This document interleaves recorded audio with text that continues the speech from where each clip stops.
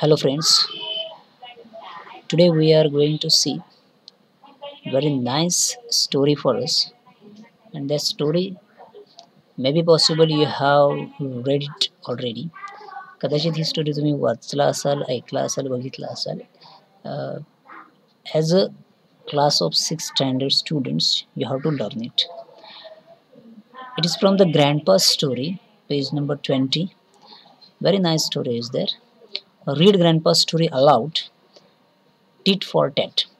First I will read it and then you have to practice also, and then we will see line by line its meaning. सगळ्यात पहिल्यांदा आपण ही story वाचणार आहोत आणि त्याच्यानंतर मग आपण what is actually its meaning is there, we will come across it. See, tit for tat.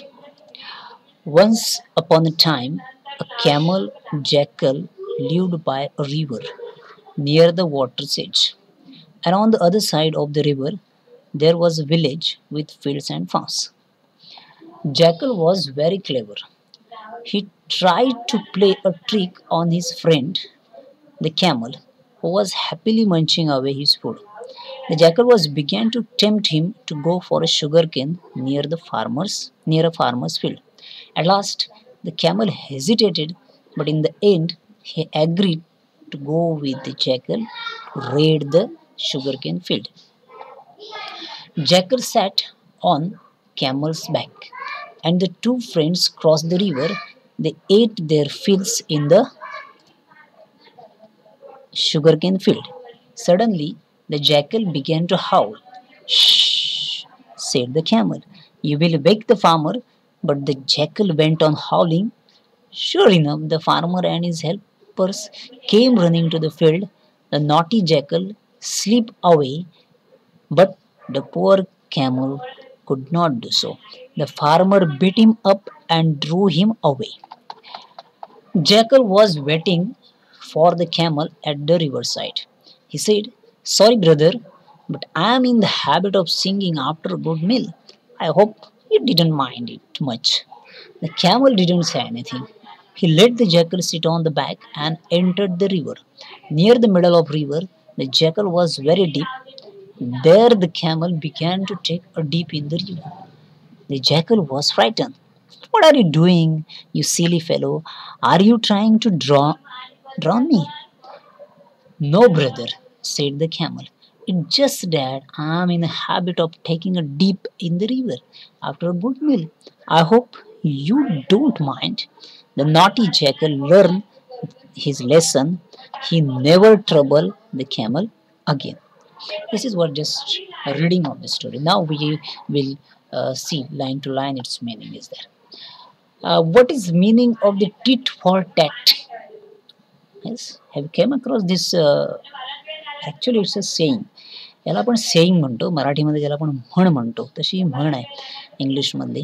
Tit for tat means what, जशास तसं मराठीत त्याचा अर्थ घेतला तर. Tit for tat means what, something unpleasant that you do to somebody because he or she has done something to you. याचा अर्थ असा होतो की तुम्ही एखाद्या बद्दल खूप वाईट वागता, जसं वागायला नाही पाहिजे खरं, पण तुम्ही तसं का वागलेलं असता, कारण तुम्ही त्या पद्धतीनं त्याच्याबरोबर वागण्याचं कारण असतं की तो सुद्धा तुमच्याबरोबर तसंच वागलेला असतो. म्हणजे तुम्ही काय करता, जशाच तसं वागता. अशी ही स्टोरी आहे. See what happen. Once upon a time a camel and jackal lived by river. कोण एकेकाळी, वन्स अपॉन अ टाइम आपल्याला माहिती आहे हे पास्ट टेन्समध्ये आपण लास्ट इयरला शिकलो होतो. टाइम लाईनमध्ये वन्स अपॉन अ टाइम कुठे जातं, पास्ट टेन्समध्ये. The camel and jackal, a camel and jackal हे दोघं जण आहेत, फ्रेंड्स आहेत. They lived by a river, एका नदीच्या बाजूला राहतात. Near the water's edge. Water's edge means what, edge means what, where one thing ends and other continues. म्हणजे जिथं एक गोष्ट थांबते दुसरी सुरू होते त्याला आपण एज म्हणतो. म्हणजे आता इथं आपण वॉटर सेज म्हटलं, रिव्हरची वॉटर सेज म्हटलं तर आपण त्याला किनारा म्हणू, बरोबर की नाही. एका नदी किनारी हे दोघं जण राहत होते फार फार वर्षापूर्वी. And on the other side of the river, other side means what, other side means दुसरी बाजू. त्या नदीच्या दुसऱ्या बाजूला there was a village with fields and farms. Fields and farms, fields means what, fields means open space आपण ज्याला म्हणतो तसं मैदान वगैरे असतं, आणि फार्म्स मीन्स जिथं शेतकरी शेत करतात. असं हे विलेज होतं की जिथं ह्या सगळ्या गोष्टी होत्या. आता दोन तुम्हाला फ्रेंड कळले, camel and jackal. Out of that jackal was very clever. Jackal फार हुशार होता. क्लेवर म्हणजे हुशार होता. He was very witty person. काय करायचं तो? He tried to play a trick on his friend. He tried to trick on friend means was, what is meaning of this? He tried to play a trick on him. To play a trick on means what? To play a trick on other person means to deceive other person. Deceive म्हणजे फसवणे. एखाद्याला फसवणे. I will give you all difficult words are there, so don't write now, just listen. तर हा काय करायचा? जॅकला हुशार होता, तो त्याच्या इतर मित्रांना फसवायचा. To play a trick means deceive means फसवणे. फसवायचा त्याला मित्राला. आणि त्याचा मित्र आता कोण होता? Jack, camel. ह्या कॅमलला फसवायचा.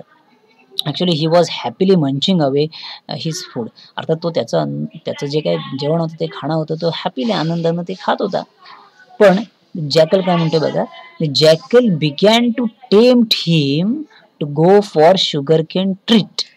आता एकदा शुगर केन ट्रिकला आपण जाऊ, एक मस्तपैकी एक पार्टी मेजवानी करू. ट्रिक म्हणजे काय करणं? आपण मेजवानी करणं, असं फन करणं, खूप खाणं ज्याला म्हणतो ना, त्याला आपण ट्रीट असं म्हणतो. जसं आपण एखाद्याला तुम्ही पार्टी मागतो ना, एखादा बर्थडे असला तर, तसं आहे ते.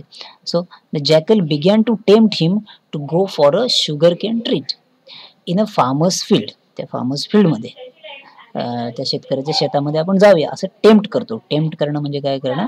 To attract to someone to do something even it is wrong. चुकीचं असलं तरी सुद्धा करायला भाग पाडणं, त्याला आपण काय म्हणतो? भुरळ पाडणे असं म्हणतो. Tempt. Okay, don't write now. At first the camel hesitated. आपण पहिल्यांदा थोडा कॅमल काय झाला? हेजिटेट झाला. नाही असं नाहीये, हेजिटेट झाला तो, म्हणजे ते करू का नको असं त्याचं थोडंसं झालं. नाही असं नाही. तर पण but the end he agree to go to the jackal. पण शेवटी तो ॲग्री होतो म्हणजे त्याला मान्य करतो की ठीक आहे, आपण जाऊया त्या शुगर केन फील्डवरती ते खाण्यासाठी. Jackal to raid the sugar cane. To raid means sudden attack करूया आपण त्या शुगर केन फील्डवरती, आणि जेवढं काय असेल ते आपण खाऊन टाकूया असं विचार करतात ते. नाव see what happen here that.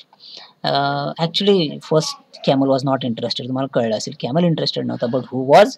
Jackal खूप इंटरेस्टेड होता. The jackal sat on here see. Jackal sat on camel's back. तो त्या कॅमलच्या पाठीवरती, बॅक म्हणजे पाठी, त्या पाठीवरती. He sat on back. Seat म्हणजे बसणे, आणि sat is a past tense of it. Sat on a back, तो बसला. And the two friends cross the river. Cross म्हणजे काय केलं? त्या क्रॉस केली म्हणजे ओलांडली त्याने. तुम्हाला खाली पिक्चर्स तुम्हाला राईट साईडला तुमच्या पेज नंबर 21 वरती दिलेला आहे, तुम्ही बघू शकता. क्रॉस करतोय, त्याच्यामध्ये एक पिक्चर आहे बघा. तर तो क्रॉस करतो, तर तसा तो चाललाय द रिव्हर.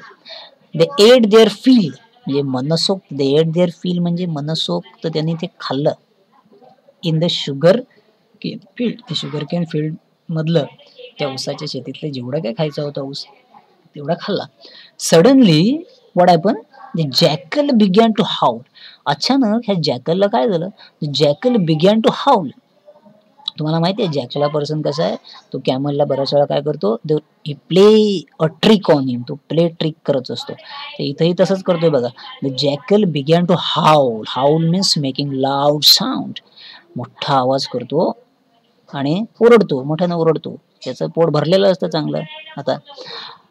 आता हा मोठा जर आवाज केला तर अडचण आपल्याला माहिती आहे काय होणार होती. तर तसंच त्या कॅमलला पण माहिती आहे. Camel try to stop him to do that. म्हणजे हाऊलिंग करणं, जोटांना ओरडणं हे थांबवण्याचा प्रयत्न करतो, पण ते तसं काही होत नाही. See here. पण तो ओरडण्याचा करणं. He said the camel, you will wake the farmer. You will wake the farmer. तू त्या फार्मरला उठवशील, असं करू नकोस. But he didn't listen. But the camel didn't listen. He keep on howling. तो ओरडतच राहिला. But the jackal went on howling.